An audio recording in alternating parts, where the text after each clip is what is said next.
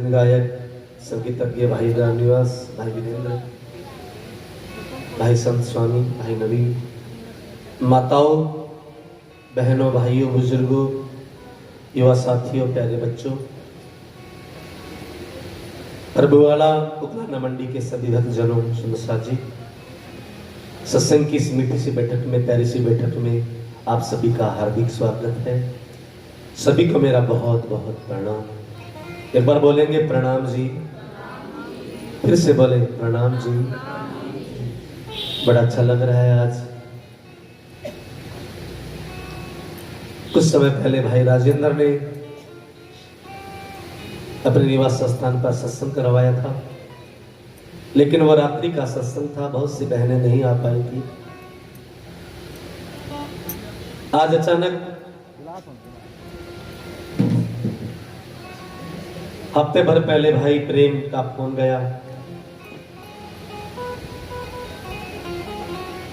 कि सत्संग की इच्छा हो रही है। मैंने पूछा कितने जनों की हो रही है, कितने लोगों की हो रही है, तो कोई संतोषजनक जवाब नहीं दिया। आप आ जाओ, सत्संग करना है। तो आज का दिन निश्चित किया। ठीक है, मैंने कहा हम तो इंतजार कर ही रहते हैं कि कब प्रभुवाला में बुलाएं और हम कब प्रभुवाला जाकर सत्संग करें, दर्शन।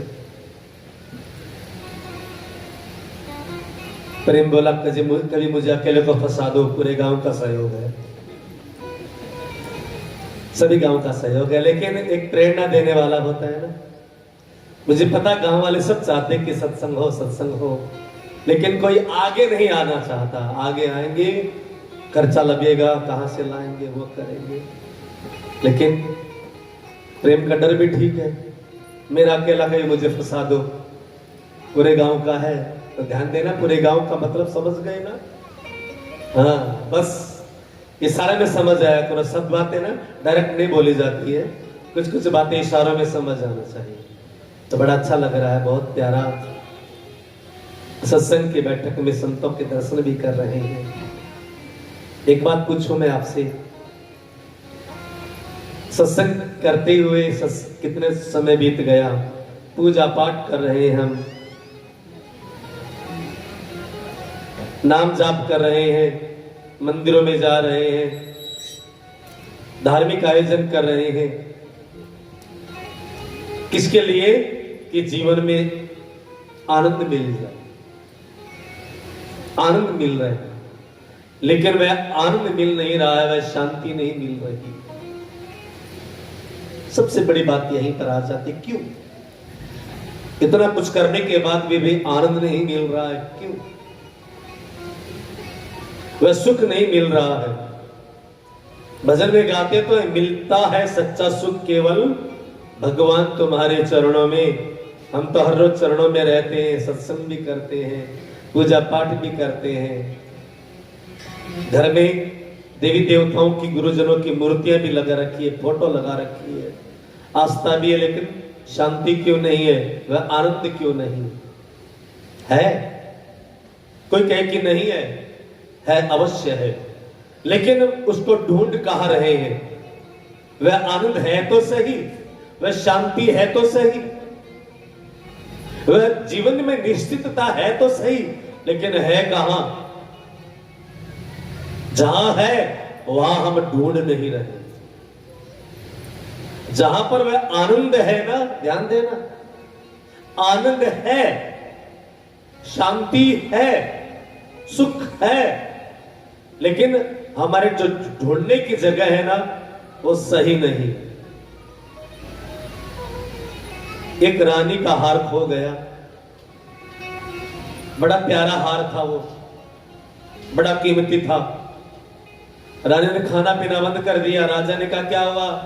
मेरा हार गुम गया, खो गया, जब तक हार नहीं मिलेगा मैं खाना नहीं खाऊंगी।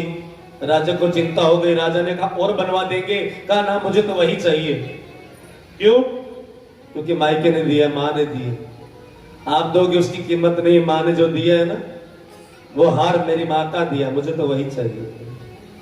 राजा ने बुनियादी करवा दी। जो भी रानी के हार को ढूंढ कर लाएगा, उसको हार से डबल जो पैसा होगा दूंगा।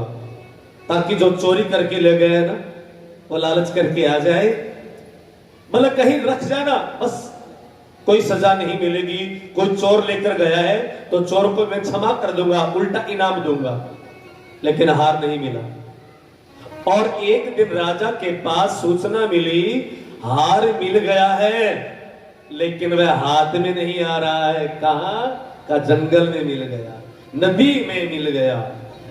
राजा ने कहा चलो, अपने सेना लाव लश्कर मंत्रियों के साथ राजा जंगल में नदी के पास आ गया। कुछ गडरिया जो भेड़ बकरी चराते थे कहा महाराज हार मिल तो गया है, लेकिन जो भी हार लेने गया वो मर गया, डूब गया। कहा? पानी के अंदर, और गहरा इतना है कि हमने बड़ा प्रयास किया, दलदल है उसमें, कोई भी अंदर चला जाता है पानी के अंदर वो डूब ही जाता है, बड़ा भयंकर दलदल है। महाराज आपका हार हो रहा। राजा ने कहा चलो सैनिकों, अच्छे अच्छे तैराक लाए गए, जाओ। पानी शांत हुआ, हार नजर आ गया। कहा महाराज वो रहा हार। राजा के सैनिक का हम निकाल के लाएंगे, क्योंकि सबको इनाम का लालच था। जो भी गया हार तो हाथ नहीं आया, कोई डूब गया, कोई बह गया, कोई किसी तरह बुरी तरह बेहोश हो गया, परेशान। राजा ने सोचा ये हार मैं कैसे प्राप्त करूं। संत जा रहे थे रस्ते रस्ते, राजा के पास आकर कहा राजन क्या बात, यहाँ पर इतने लोग इकट्ठे हैं, क्या ढूंढ रहे हो? राजा ने कहा हार खो गया था, लेकिन हार मिल भी गया है, हार हाथ में नहीं आ रहा है। कहा? इस नदी के अंदर, जरा पानी को शांत होने दो। पानी शांत हुआ, फिर हार वहीं पर नीचे, बिल्कुल पानी के एकदम नीचे हार पड़ा है। कहा महाराज वो हार तो हो रहा गुरुदेव, लेकिन हार पकड़ में नहीं आ रहा है। पहले तो हार मिला ही नहीं, अब हार मिल गया तो पकड़ में नहीं, हाथ में नहीं आ रहा। संत देखते रहे, और ऊपर नजर डाला ना संत ने, तो हार कहां था? पानी के अंदर नहीं था। वो हार कोई कौवा उठा के ले आया और जंगल में आकर पेड़ के सबसे ऊपर वाली डाली पर रख दिया। हार पड़ा है पेड़ के ऊपर चोटी पर। संत ने कहा, गुरुदेव ने कहा राजन तुम्हें हार मिल तो गया, तुमने हार ढूंढ तो लिया, लेकिन हार तब तक तुम्हें नहीं मिलेगा जब तक सच्चे हार की ओर तुम्हारी नजर नहीं जाएगी। अभी तक तुम जिसको हार समझ रहे थे ना, वो केवल हार की छाया है, वो केवल हार की परछाई है। तो महाराज गुरुदेव वो हार कहां है? वह हार तो वृक्ष की डाली पर टंगा हुआ है, वो हार नीचे नहीं है, वह हार तो ऊपर है। अब तक तुम जिस हार को पाने के लिए प्रयास कर रहे थे, वह हार तो नकली हार, वो तो उसकी छाया है, असली हार तो ऊपर है। तब राजा को आभास हुआ, ज्ञान हुआ, सभी ने सिर पीट लिया। अरे हार मिल तो गया, लेकिन हम उसको कहां पाने की चेष्टा कर रहे थे? छाया में, परछाई में, नकली में। तो माताओं बहनों भाइयों, आनंद तो है, परमानंद है, सुख है, शांति है, लेकिन कहां पाना चाहते हैं हम? परछाई में। कहां ढूंढते हैं? उसकी निंदा करेंगे तो आनंद मिलेगा, उसके साथ झगड़ा करेंगे तो मुझे मजे आएंगे, उससे ये कहेंगे तो सुख मिलेगा, झगड़ा करेंगे तो ये होगा, लड़ाई करेंगे तो कोई सोचता है कि पैसा कमा लेंगे, तो कोई सोचता है कि गाड़ी आ जाए, तो कोई सोचता अच्छा घर बन जाए। तो लेकिन माताओं बहनों भाइयों, सच्चा सुख तो यदि कहीं है ना, वो यहाँ है। लेकिन यहाँ होने के बाद भी हम यहाँ ढूंढते नहीं हैं, हम अलग और कहीं ढूंढते हैं। जिस दिन आप अपने अंदर उस आनंद को ढूंढना प्रारंभ करोगे ना, वह आनंद बाहर नहीं है, वह आनंद पैसे में नहीं है, वह आनंद भौतिक साधनों में नहीं है। माताओं बहनों भाइयों, वह आनंद कहाँ है? हमारे अंदर है। उस अंदर के आनंद को भूलकर हम बाहर की ओर गोते लगा रहे हैं, बाहर ढूंढ रहे हैं। जिस दिन हम अपने अंदर देखना शुरू कर देंगे, सारा का सारा झगड़ा खत्म हो जाएगा। हम क्या करते हैं, दूसरे को देखते हैं, उसने भी नाम ले रखा है लेकिन वो तो ऐसी है, सत्संगी तो वो, सत्संग तो वो भी है लेकिन वो तो ऐसी है, वो ऐसा है, वो वैसा है, इसलिए। लेकिन जिस दिन हम बाहर ढूंढना, उसको देखना बंद करके अपने आप को देखना शुरू कर देंगे तो जीवन का सच्चा आनंद मिलेगा। हमेशा हम दूसरों की ओर देखते हैं। कई बार बताता हूं ना, एक पति पत्नी रहा करते थे। पत्नी के कान में गड़बड़ी हो गई, सुनना बिल्कुल खत्म हो गया, और वह पति डॉक्टर के पास जाकर कहता, डॉक्टर साहब मेरी पत्नी को बिल्कुल सुनाई नहीं देता है, हम कुछ ही बोले ना उसको सुनाई नहीं देता है, आप उसका इलाज कर दो। डॉक्टर ने कहा, इलाज तो तब करूंगा जब तुम पत्नी को लेकर आओगे, उसके कान का चेकअप होगा, कुछ दवाइयां डालूंगा, तब पता चलेगा कि उसको कितनी दूर से नहीं सुनाई देता। क्या उस पति ने कहा, डॉक्टर साहब मेरी पत्नी को मत बताना कि वो बीमार है, कान उसका खराब है, मैं बता दूंगा कल। ठीक है। रात्रि घर आया, सुबह नहा धो करके उससे सोचा अब देखो चेक करता हूं मेरी घरवाली को कितनी दूर से सुनाई देता है। उसने गिनती के 40 फुट गिन लिए अपने घर में, है ना 40 फुट। रसोई में वो कुछ बना रही थी तो उसके पति ने पूछा, भगवान नाश्ता में क्या बना रही हो? तो 40 फुट से पत्नी को सुना नहीं। उसने सोचा बीमारी ज्यादा बड़ी, जब 40 फुट से नहीं सुना, अब मैं 30 फुट के पास जाकर पूछूंगा। 10 फुट आगे चलकर जाकर पूछा, क्या बनाया नाश्ता में? पत्नी को फिर भी सुनाई नहीं दिया। 30 फुट से भी नहीं सुनाई दिया। फिर आगे बढ़ा, फिर 20 फुट पर आ गया और 20 फुट पर आकर पूछा, भगवान नाश्ते में क्या बना रही है? लेकिन पत्नी को फिर भी नहीं सुनाई दिया। उसने सोचा बीमारी बड़ी गंभीर है, मेरी पत्नी के तो कान ही खराब हो गए।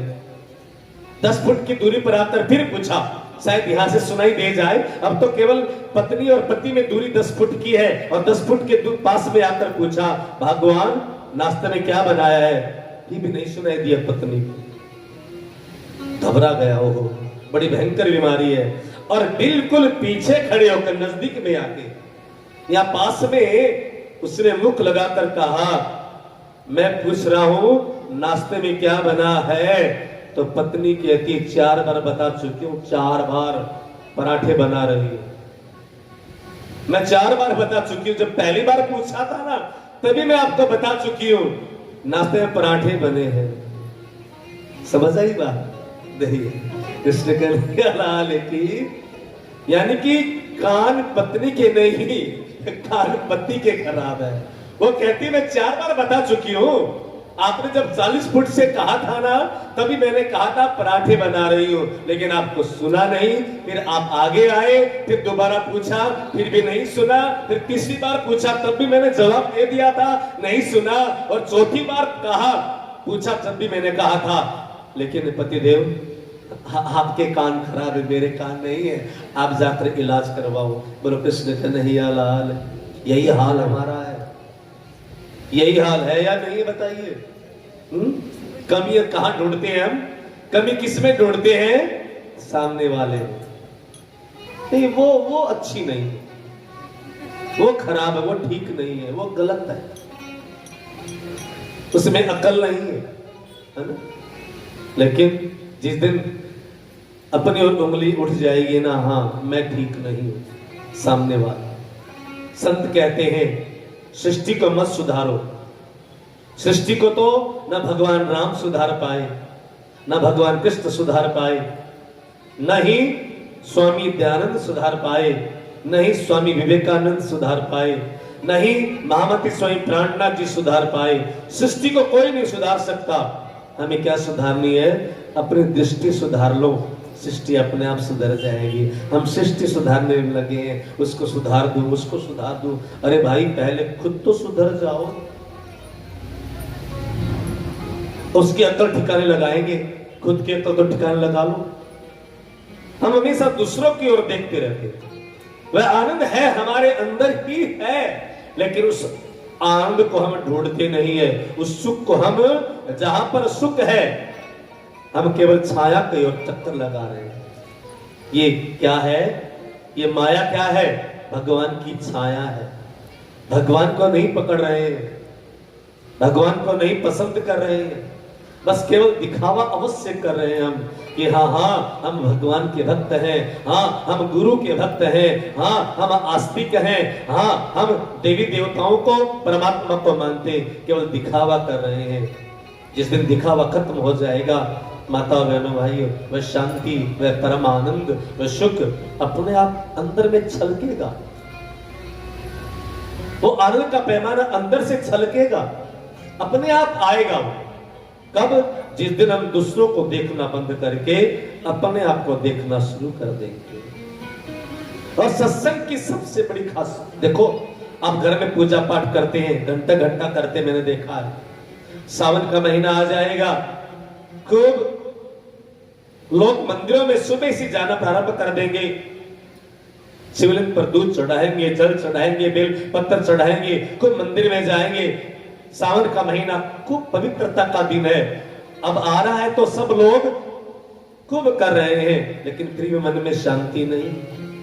क्यों नहीं? हम पूजा पाठ करते हैं, हम कोई भी घर में बैठकर कुछ भी करें, लेकिन जब तक हम सत्संग में नहीं आएंगे तब तक हमारा जो, वो पति कह रहा था ना, मेरी पत्नी में कमी है, वो जो पति को जो रोग लगा है ना दूसरों में कमी देखने की, वह रोग तब तक खत्म नहीं होगा। घर में आप चाहे कितनी पूजा कर लो, आप घर में चाहे कितना ही अनुष्ठान कर लो, कितना ही ध्यान लगा लो, लेकिन सत्संग में जब तक आप आना प्रारंभ नहीं करोगे तो जो अपने अंदर की बीमारी है ना वो खत्म नहीं होगी। और अंदर की बीमारी कब खत्म होगी?